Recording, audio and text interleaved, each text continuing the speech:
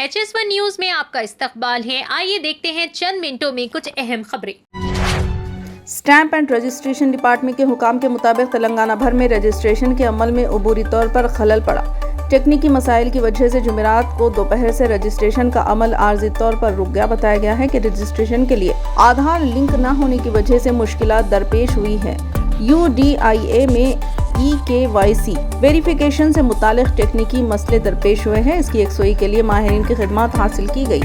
Registration का अमल रुक जाने की वजह से रजिस्ट्रेशन के लिए आने वाले अफराद को मुश्किलात का सामना करना पड़ा। ओहदेदारों के मुताबिक मसले की यकसोई होती है। रजिस्ट्रेशन का अमल मुकम्मल किया जाएगा। उम्मीद है कि जुमा के दिन रजिस्ट्रेशन का अमल हस्ब मामूल शुरू हो जाएगा। हैदराबाद की नामपल्ली कोर्ट ने यूट्यूबर प्रणीत हनुमंतु को बाप बेटी के रिश्ते पर सोशल मीडिया पर नाजेबा तबसरा करने के मामले में 14 दिन की जुडिशियल रिमांड पर भेज दिया। इसके नाजेबा तबसरे के बाद तेलंगाना के अलावा आंध्र प्रदेश और दीगर रियासतों में यूट्यूबर प्रणीत के खिलाफ कार्रवाई करने का मुतालबा किया गया और तेलंगाना की वजीर बराए बहबूद खवातीन व अतफाल सीतक्का ने भी प्रणीत के खिलाफ मुकदमा दर्ज करने की पुलिस को हिदायत दी थी, जिस पर साइबर पुलिस ने मुकदमा दर्ज करते हुए इसे चश्मे को बेंगलुरु में गिरफ्तार किया था। अदालत ने प्रणीत के साथ 3 दीगर मुलजिमीन को 14 दिन की रिमांड पर दे दिया। प्रणीत के खिलाफ सेक्शन 67 BIT पॉक्सको और 294 BNS के तहत केस दर्ज किया है और कोर्ट की जानिब से अदालती तहवील में देने के अहकामात के बाद इसे चंचलगुड़ा जेल भेज दिया गया।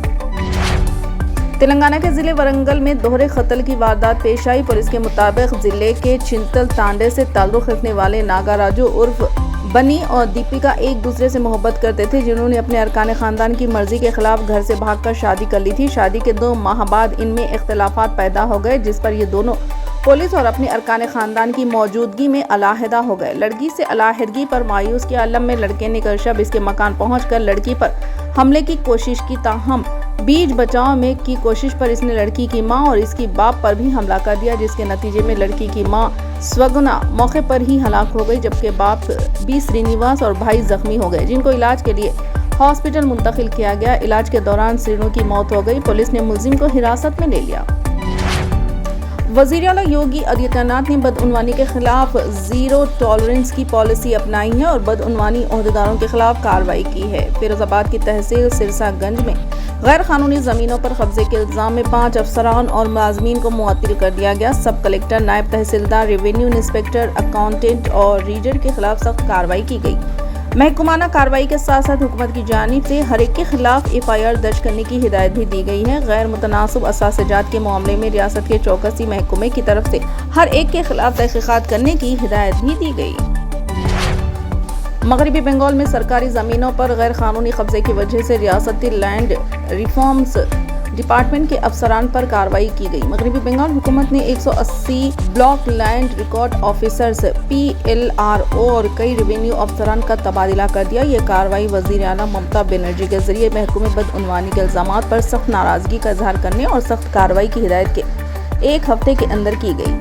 महकमे के ओहदेदारों ने बताया कि इस तबादला का मकसद महकमे में बदउनवानी को रोकना है। मजमूई तौर पर 180 BLRO और कई रेवेन्यू अफसरान के तबादले किए गए। तबादले के हुक्मनामे के मुताबिक ये अफसरान 12 जुलाई तक अपनी मौजूदा ड्यूटी से फारिग हो जाएंगे और नए महकमे में शामिल हो जाएंगे। जिले मजिस्ट्रेट को जरूरी हिदायत भेज दी गई है। काबिल जिक्र है कि वज़ीर आला ममता बनर्जी के दफ्तर को सरकारी जमीन पर तजावुजात की शिकायतें मौसूल हो रही थी।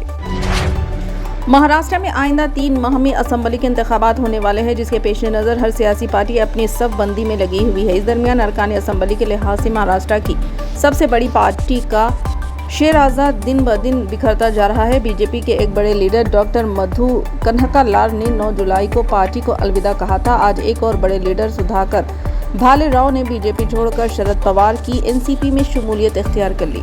फिलहाल के लिए बस इतना ही। देखने के लिए शुक्रिया।